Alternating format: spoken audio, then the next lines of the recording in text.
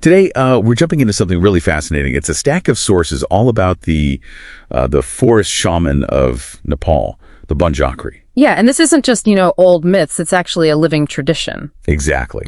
It gives us these incredible insights into spiritual authority, transformation, and how cultures weave beliefs together. So our mission today is to really pull out the key stuff about this figure, his consort, the Banjhakri, and importantly, why this legend still holds so much power. Right.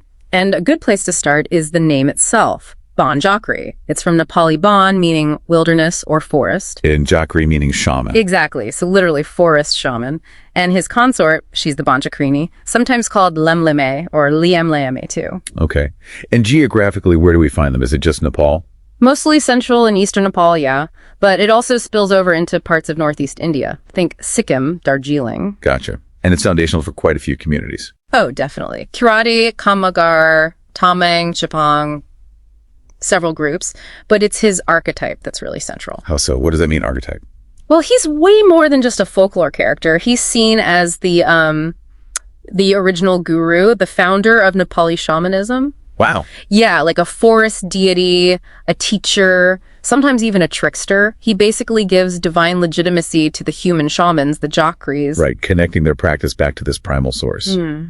Okay, so let's picture them. What do they look like? The Banjhakri first. Okay, so the Banjhakri, usually described as short, maybe 3 to 5 feet tall, sort of simian, like monkey-like, matted hair, often a conical golden head, red face, big ears, long white beard, and the most striking thing, his feet are turned backward or inside out. Backward feet. Interesting. And he carries things. Yep, a golden jangro, that's the shamanic drum, and usually a bow and arrows. Okay.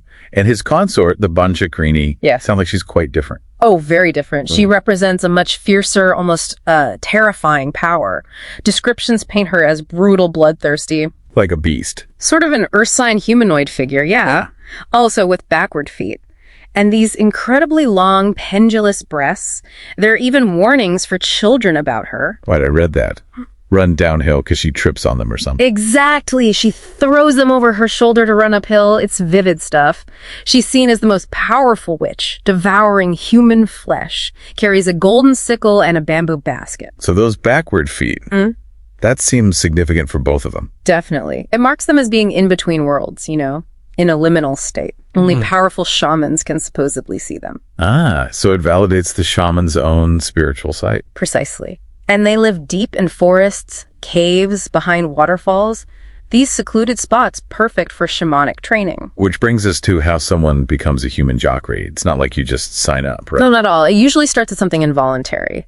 An initiatory sickness. Sickness. Like what? Could be fainting spells, trances, intense recurring dreams, weird illnesses nobody can explain. But it's not seen as like mental illness. It's a sacred calling. A calling from the Banjhakri himself. That's the belief, yeah. But he's selective. Very selective. Who does he choose? Supposedly pure-hearted boys, usually between 7 and 20, and importantly, without any scars. And if you're not worthy? Well, the stories say you get violently thrown from his cave. Or worse, devoured by the Banjhakri. Yikes. So if you're chosen, what's the training like? It can take days or even years. It involves learning rituals, Solto and Ulto, which are sort of right and wrong, or maybe benevolent and dangerous practices. Mantras too, and specific drum beats for the Diangro. And there's that test with the earthworm. Yeah, the Kier test. He offers the initiate what looks like special rice pudding, but it's really an earthworm. The initiate has to instinctively know and throw it over their head to keep the Banjhakri away. Wow. What's fascinating too is that this isn't tied to caste, right? Exactly. It allows for real social mobility. Spiritual authority comes from purity and this direct, very intense experience, not from birth status. And then the initiate returns. Returns as a full Jhakri, yeah. With the Banjhakri as their main guiding spirit, often speaking through dreams. This myth connects to other things too, doesn't it? Like the Yeti. Oh, for sure. There's definite overlap. In some traditions, Sherpa and Tamang, for example, the Banjhakri is basically considered a type of Yeti, a Rangshin Bombo, a self-generated shaman Yeti. And Hinduism, how does that fit in? There's a lot of syncretism. They're often seen as loyal followers of Shiva Mahadev. the Lord of Yogins, the bestower of wisdom. So it kind of anchors these indigenous beliefs within that larger Hindu framework. Perfectly put, and it shows the myth's flexibility. The Kirati might see them as deities, while the Chepang link Banjhakri to a sort of malevolent version of Parvati. It adapts. And this isn't just ancient history. People still tell these stories. Absolutely. It's a living tradition. You hear personal accounts, like one from an 80-year-old man, Mr. Adhikari, about his own abduction and training as a boy. Incredible. And you see in pop culture, too, short films, things like that. Even tourism.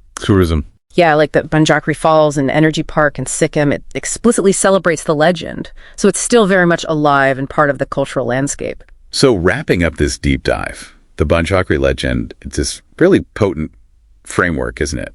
For understanding spiritual paths, who gets authority, that whole balance between guidance and, well, chaos. That benevolent guidance versus raw nature aspect is key. And its adaptability, how it weaves through different groups and stays relevant even now. That's pretty remarkable. It really is. So maybe as you reflect on this forest shaman, you might think about, well, what unseen forces or maybe callings shape the paths we take today? Yeah, and how these ancient stories, these maps, might still help us navigate the wilderness, in our own lives. Exactly. Something to ponder.